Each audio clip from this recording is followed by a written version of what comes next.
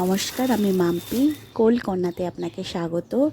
চলুন আজকের আমি সকালবেলা কিভাবে আমার দিন কাটাই তারই একটু কিছু অংশ আপনাদের সাথে একটা ছোট্ট ভিডিওর মাধ্যমে শেয়ার করলাম।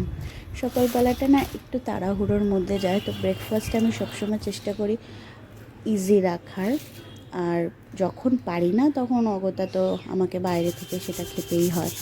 আমি আজকে বাজার থেকে মাটির ভাঁড়ের টক দই, এই মাটির ভাঁড়ের টক দই আমার ভীষণ ভালো লাগে। আপনারা চাইলে এখানে মিষ্টি দইও ব্যবহার করতে পারেন। আর একটা কথা, এই চিড়েটাকে আপনি একটু জলের মধ্যে ভিজিয়ে নিয়ে জলটা ঝরিয়ে নিয়ে আপনি একটুখানি টক দই নেবেন, পুরো ভ্যানিলা আইসক্রিমের মতো লাগছে, যেটা ইয়াম্মি। আমার তো ভীষণ ভালো লাগে। একটা টাইমে ছিল আমি টক দই একদম খেতে পারতাম না, কিন্তু আমি এখন ভীষণ ভালোভাবে খাই, কারণ টক দই খেলে অনেক বেনিফিট আছে। এটা কিন্তু খুবই ভালো একটা জিনিস।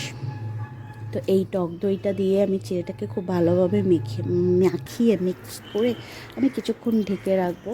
আর আমি না আজকে যেহেতু এটা মানে হারিয়ে গেছে, এই যে এই চিড়ে মাখা টক দই দিয়ে এইগুলো না এখন আর পাওয়া যায় না। আমরা ছোটোবেলায় মানে আমি বিশেষ করে আমার ছোটোবেলায় আমি এগুলো খুব খেয়েছি। তো এটা একটা পেটের জন্য খুব ভালো একটা খাবার, পেট উপকার। আমি এই জন্য এটাকে আমি আমার পছন্দের লিস্টে অবশ্যই রাখবো। আর সেকেন্ড হচ্ছে, আমি যেহেতু রাত্রেবেলা টক দইটা বাড়িতে পাতবো, তাই দুধের প্যাকেট আর টক দইটা ভালো করে আমি রেখে দেবো ফ্রিজে, যাতে নষ্ট না হয়। দুধটা অবশ্যই আমি ফুটিয়ে রাখবো। আর সেকেন্ড দেখছেন এটা টক দইটা দিয়ে যে মেখে রেখেছি কতটাই ইয়াম্মি লাগছে। আমি একটু সাদা নুন দিয়েছি, আপনারা চাইলে আপনাদের পছন্দ মতন জিনিস দিতে পারেন।